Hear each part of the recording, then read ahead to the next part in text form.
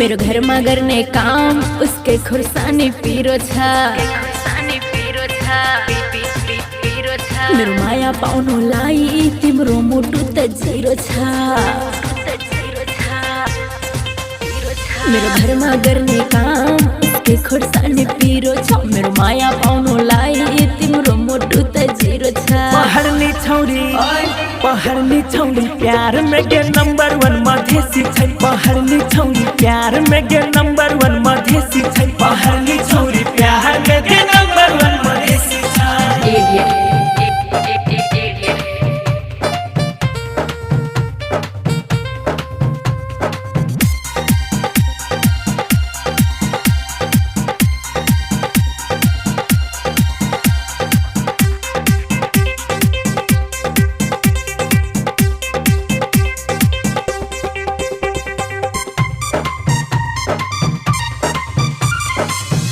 तिम्रो कालो डरेस तिम्रो कालो छ। सुज तिम्रो कालो मोटो नि हुन्छ कालो।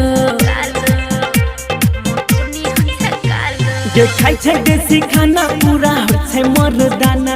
जे चलै नै बहाना लगाबै छै जे छाना। पकेट हुन्छ खाली ठुलो ठुलो कुरो छ। हामी बिना तिम्रो त जीवनै अधुरो छ। पहरनी छौरी प्यार में गे नंबर 1 मधेसी छै। पहरनी छौरी प्यार में गे नंबर 1 मधेसी छै। पहरनी छौरी प्यार में गे नंबर 1 मधेसी छै।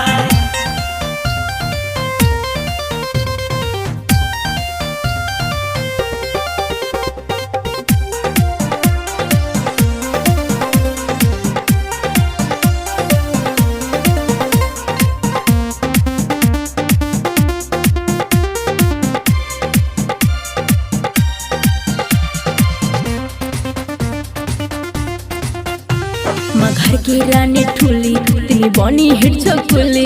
तिमीसँग जानु बेस म चढिहाल्छु सुली। ये 100 बीघा छै खेत रानी मेकर हमरा हेत। सोना के देबो बाली बन जो हमर घरवाली। भर छैन तिम्रो कुरो त गहिरो छ। मेरो माया पाउनुलाई मुटुमा तिम्रो किरो छ। पहरनी छौरी प्यार में गे नंबर 1 मधेसी छै। पहरनी छौरी प्यार में गे नंबर 1 मधेसी छै। पहरनी छौरी प्यार में गे नंबर 1 मधेसी छै। Bhavya recording studio Baski Bihari Madhubani.